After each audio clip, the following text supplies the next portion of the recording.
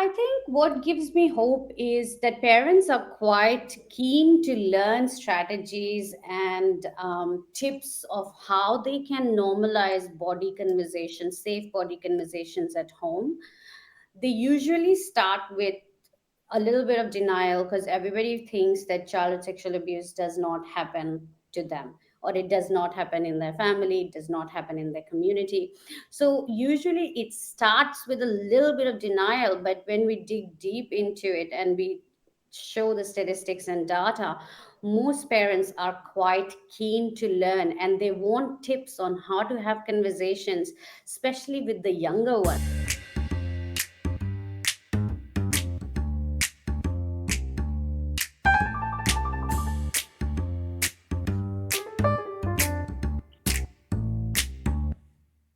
This is Chocolate and Coffee Break, a compassionate proposition, a space to share stories, bridge divides, and spark meaningful connections.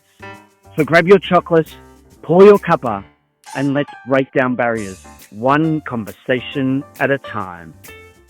And now, here's your host, Andrea Pudding.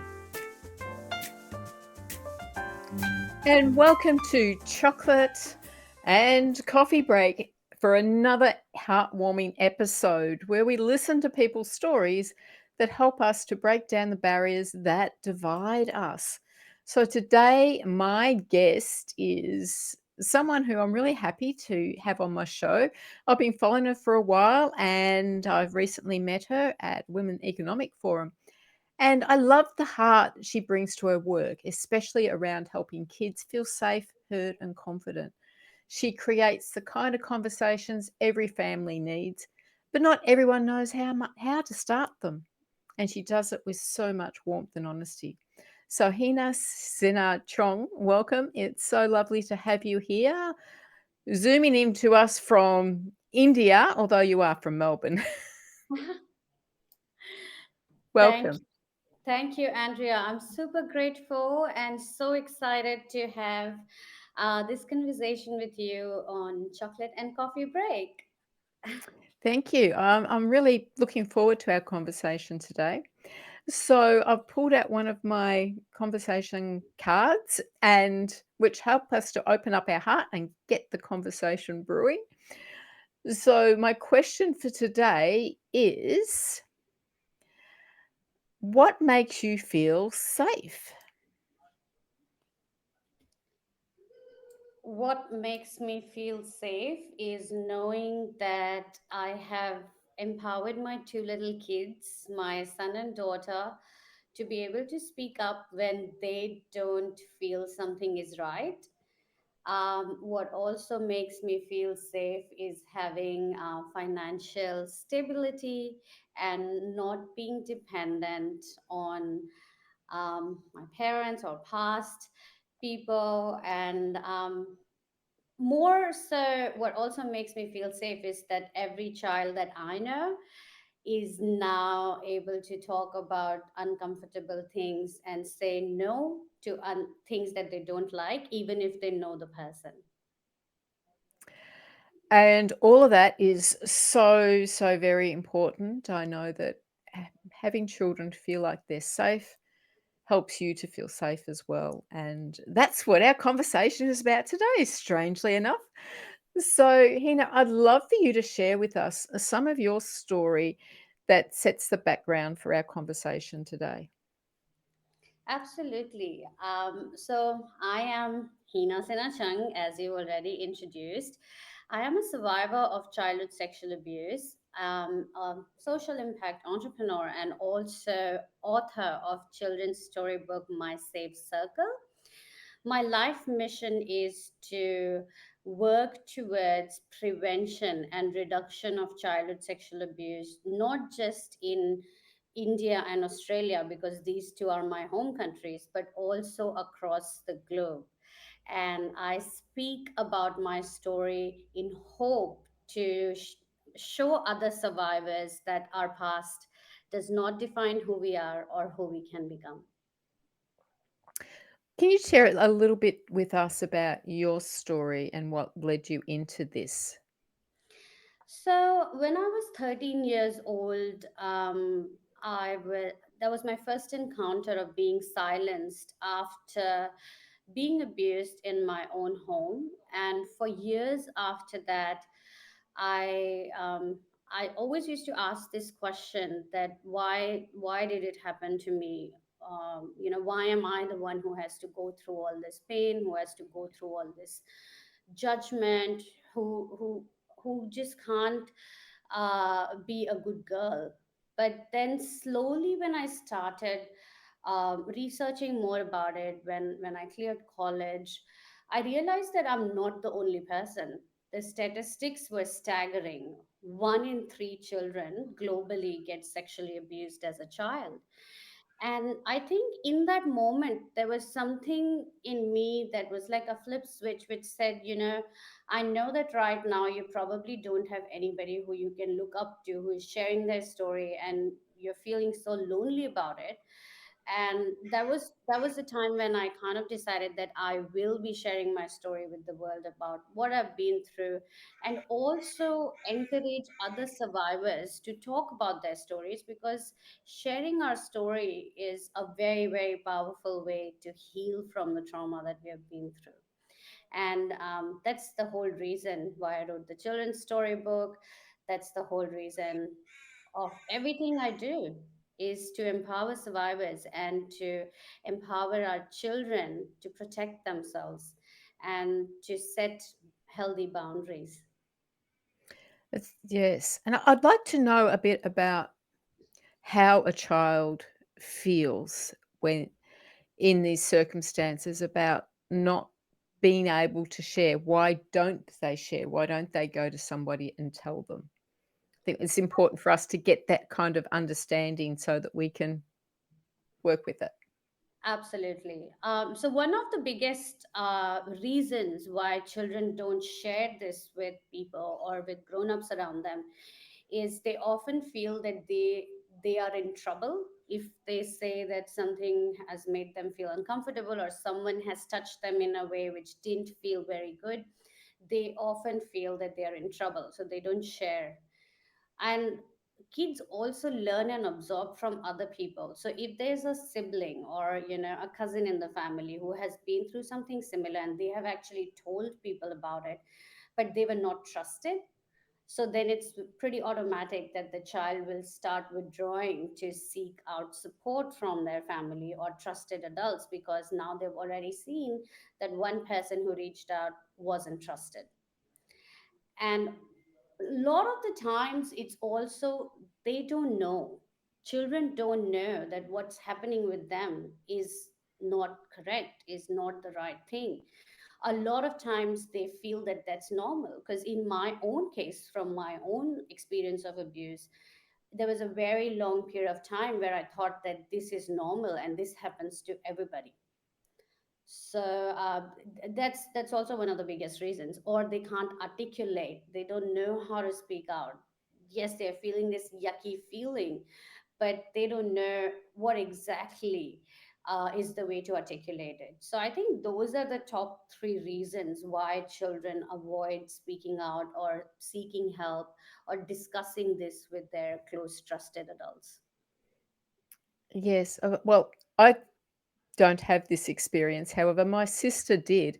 And I didn't know about it until oh, we were in our 30s, was when she shared it with me. And that was when she also shared it with my parents. She hadn't shared it with anybody until after she had her own children and wanted to share that with them to keep them safe. So it's obviously something that's very hard for people to talk about, to, like you said, to articulate as children, to really know what and how to open up and who to talk to. Who do they talk to about these things? Is it who do they feel safe enough to talk to? And I'm sure that's something that you work a lot with. Absolutely. So, what I basically do with young children, and this is I do this in form of workshops with community organizations, with young children at school. what we do is we identify their safe circle. So that's, 5 trusted adults that they know that they can go to at any point of time and talk about whatever is happening, whether they are super happy, whether they are frustrated, whether they are sad, whether they're feeling something weird in their tummy. So first thing is identifying those 5 trusted adults. So that's their safe circle now. So now they know that, okay, this person is somebody I can reach out to. The second thing is the best way is to understand good touch and bad touch, because if Mm. we're not teaching our children at a very young age, what are your private body parts, and also if we're not talking about who is allowed to see it and who is not allowed to see it, giving very specific examples. If you're going to a doctor with your mom or your parent, then it's okay if the doctor wants to check there, but also saying that if anybody is asking you for photos of your private parts online, then that is unsafe. So I think distinguishing safe and unsafe situations with young children, that really helps them to break it down and then workshop that, okay, if this happens or this is the situation, this is what I'm going to do. Yes. Well, on that note, let's have a quick chocolate break and listen to our sponsors. And while you're doing it, why not subscribe, like, and comment on the show? When I hit perimenopause, all I heard was doom and decline until I took a sacred pause and I went searching for women who are radiant after menopause, like Dr. Christiane Northrup, Dr. Vandana Shiva, and the late Dr. Gladys McGarry, still shining at 103. In this book, I share their stories and wisdom and the magic that menopause truly holds. 7 Wonders of Menopause is a sacred reminder. You're not ending, you're returning. Available at independent bookshops in Australia and Amazon around the world. Did you know that only 30% of speakers are women and that only 13% of panels feature women? In order to change that, there is now a directory at womenspeakers.com.au where you can go and search for a speaker.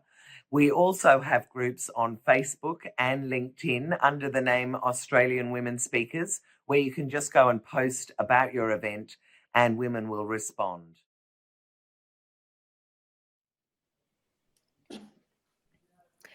There's an old saying of children should be seen and not heard. Now, I'm sure this has a big effect on children feeling safe to be able to have important conversations with adults of their around them. So I remember as a parent watching my children and wanting to express themselves in a conversation, sometimes they'd get shut down or spoken over. And I think this is a really important thing for us to notice is if children don't feel safe in their everyday conversation, if they're not feeling valued, if they're not feeling that they're going to be listened to, then they're not going to come to you when it really matters, are they? Absolutely, you're right, Andrea. And I think that saying is, I think the modified saying should be that children should be seen, heard, and cared for at all Mm. times.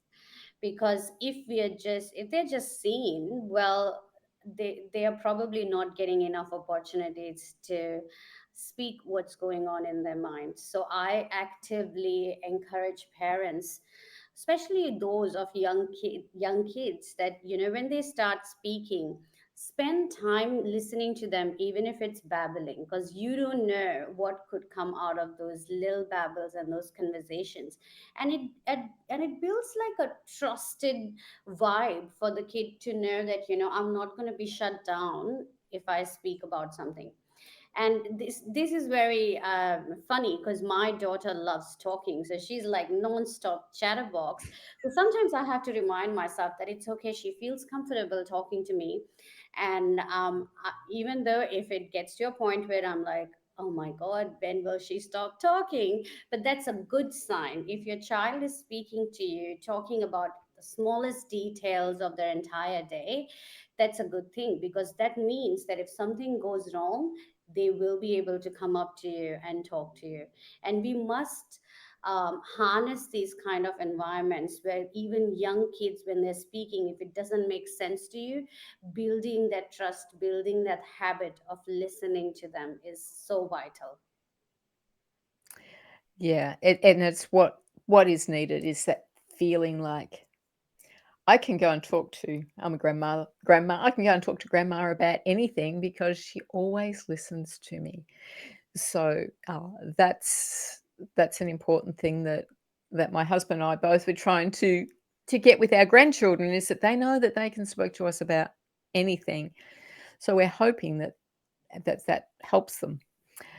So you work, I'm sure you've been working a lot with parents as well. So what is it that you hear from parents that gives you hope in this work?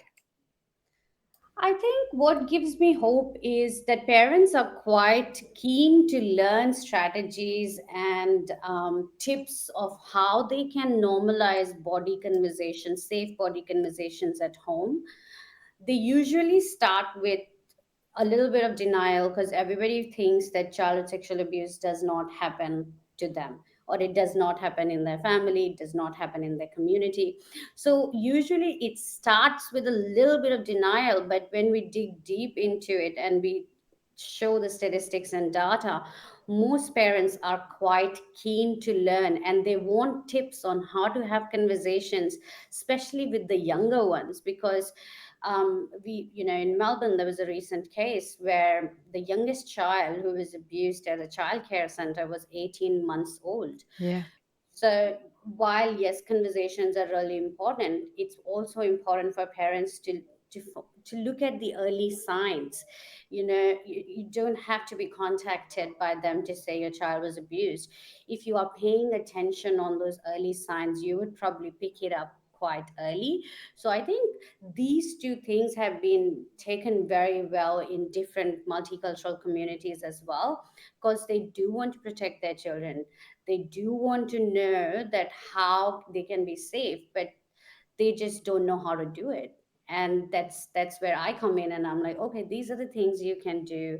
What are the early signs? And sometimes, yes, there's lots of stuff online, but people are not thinking about it. It's like, unless you have a fire in your house, you're not looking for the fire extinguisher. Yes. So it has been a big problem just of late with there've been really looking at childcare centres when there's been some horrendous things happening. Unfortunately, there's also some really great childcare centres and the beautiful people who look after children, but there's a few bad apples in there. What are those early signs that parents can look out for? So, early signs of abuse, if your child is not yet speaking but is having lots of nightmares, and they're waking up in the middle of the night, they suddenly are eating too much or they're not eating at all, that could also be a sign. If your child is at speaking age and you see this sudden change in behavior, if they are super talkative but they just start withdrawing because something doesn't feel right to them, that is an early sign that something is not right and you must have a conversation with them.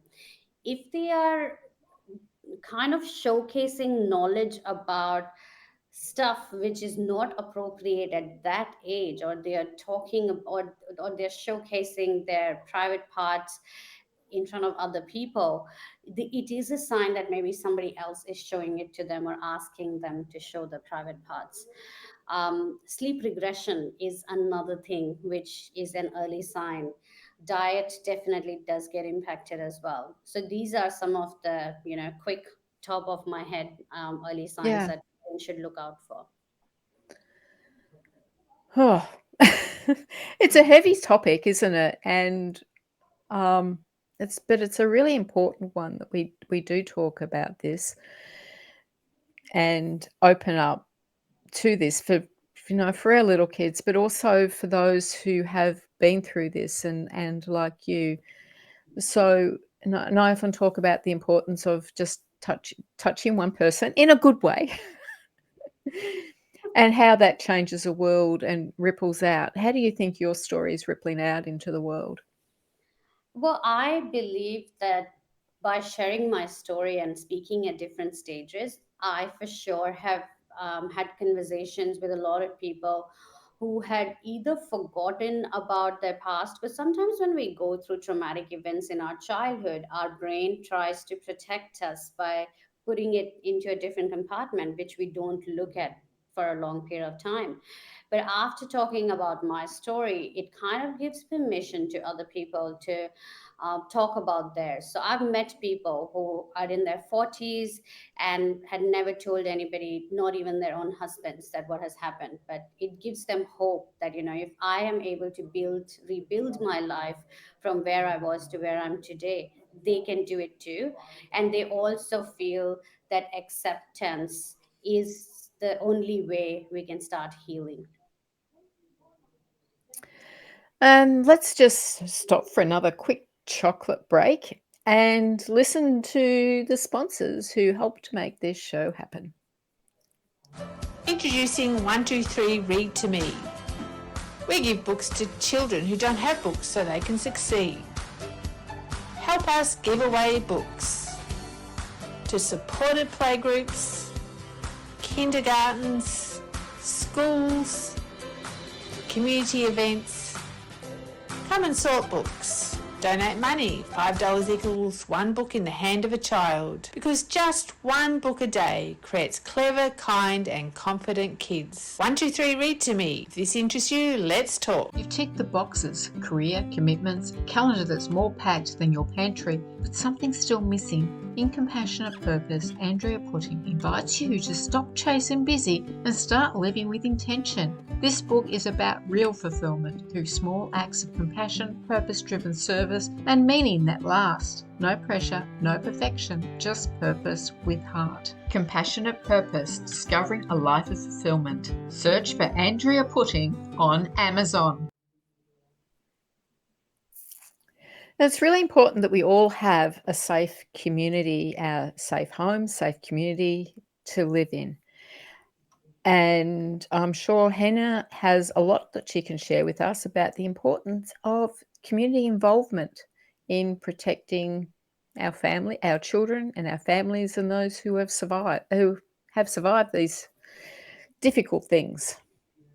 Absolutely, Andrea. I think the importance of community is so vital in a movement like this, where we are talking about protecting our children.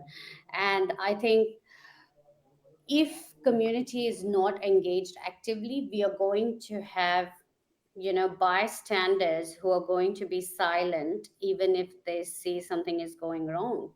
And from my own lived experience and of others that I know, oftentimes they do reach out to people, but in many cultures, we are taught to brush it under the carpet. Don't air the dirty laundry of your family in front of other people. And we need to change that narrative and become active upstanders against childhood sexual abuse.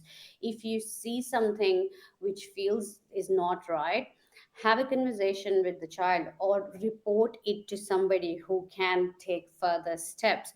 But don't just be there and be silent, because silence is compliance when it comes to childhood sexual abuse. I myself have started a national movement called Protect Our Children, Jail Not Bail, because a lot of abusers easily walk out of the justice system here in Australia after committing multiple childhood sexual abuse incidents. And so far, I feel I could not have done this without the community standing behind me. And I'm looking forward and I'm really excited to see of how we will make this change and how we will make sure that perpetrators indeed do get the punishment for what they're doing, because it's not just a few minutes. These things can impact the person for their entire lifetime. It certainly does, and I've seen that with people and seen the effects that it's had on them on every level, psychologically, physically. And it's amazing to see someone who hasn't dealt with what's happened to them as a child, how their health deteriorates throughout their life. So, and it affects relationships and affects the whole being. Henny, you've started this movement, and What is the most important thing that you want to achieve with this? That's a really I think it still kind of sparkles in my eyes when I think about the change we are trying to make. The number one goal of Protect Our Children Jail Not Bail movement is to get legislative changes in place so that the perpetrators who are abusing the children have real life consequences and not just a slap on their wrist. The second thing that we are trying to change, and I'm confident with the community behind me, we will be able to make this change, is to reform the suppression orders in childhood sexual abuse cases. In Victoria, our state, survivors of childhood sexual abuse cannot talk about their story without taking court's permission. And these were used blanket rule in any childhood sexual abuse cases to suppress it so that they can protect the identity of the victim, they can protect them from the stigma.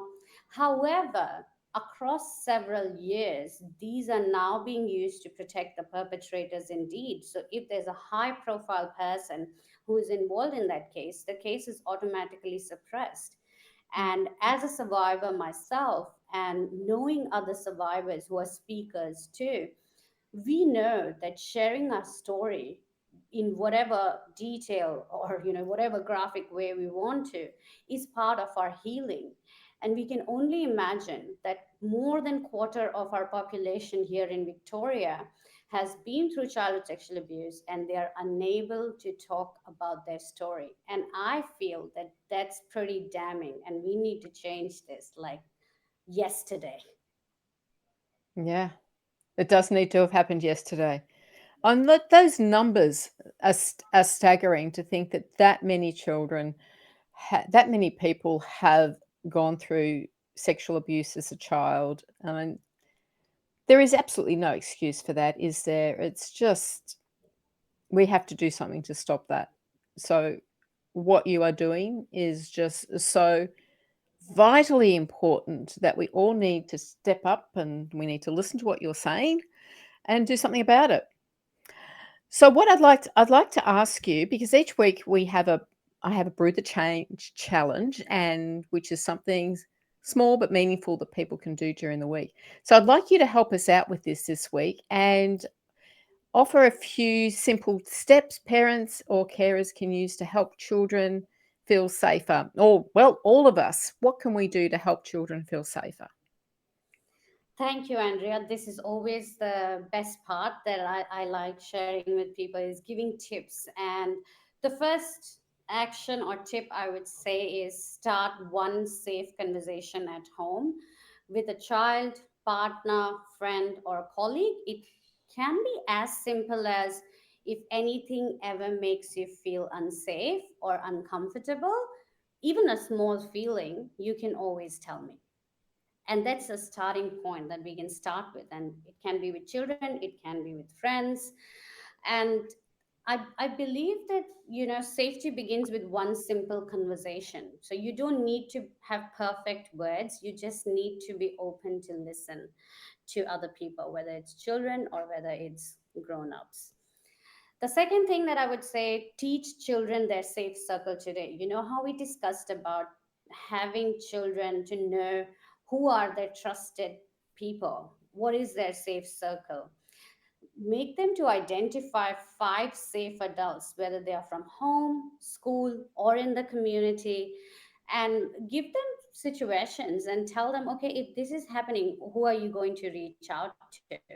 So identify and help children around you identify their safe circle of five trusted adults, because a child with a safe circle is never alone.